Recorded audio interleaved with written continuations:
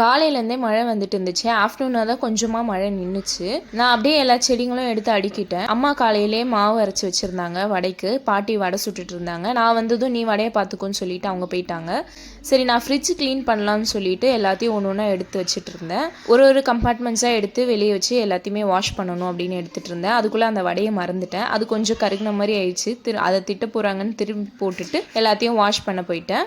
Wash பண்ணிகிட்டே இருக்கும்போது தங்கச்சி ஏதோ ஒரு டிஷ் செஞ்சுட்டு இருந்தாங்க. பயங்கரமாக செஞ்சுட்டு இருந்தாங்க. அதை அப்படியே எனக்கு டேஸ்ட்டுக்கும் கொண்டு வந்து கொடுத்தாங்க. அதுக்குள்ளே நான் எல்லாத்தையும் வாஷ் பண்ணதெல்லாம் ஃபிக்ஸ் பண்ணிவிட்டு உள்ளே இருந்த திங்ஸ் எல்லாமே பழைய மாதிரி அடுக்கி வச்சுட்டேன். அதுக்குள்ளே தங்கச்சி கூப்பிட்டாங்க, டேஸ்ட் பண்ணி பாரு. அது போய் டேஸ்ட் பண்ணி பார்த்தேன். சூப்பராகவே இருந்துச்சு. அப்படியே ஃப்ரிட்ஜ் பின்னாடி இருக்க அந்த வாட்டரையும் எடுத்து வெளியே ஊற்றிட்டு ஃப்ரிட்ஜ் நல்லா பளபளன்னு ஆயிடுச்சு. இது இன்னும் எத்தனை நாளைக்கு இப்படியே இருக்குன்னு சொல்ல முடியாது. இப்போ ஸ்கூல்ஸ்லாம் ஸ்டார்ட் ஆக போகுது. அம்மா போய் அப்ளிகேஷன் ஃபார்ம் வாங்கிட்டு வந்திருந்தாங்க குட்டீஸை ஸ்கூலில் சேர்க்க. நீங்கள் எத்தனை பேர் உங்கள் வீட்டில் இருக்க குட்டீஸை இந்த வருஷம் ஸ்கூலில் சேர்க்க போகிறீங்கன்னு கமெண்ட்ஸில் சொல்லுங்கள்.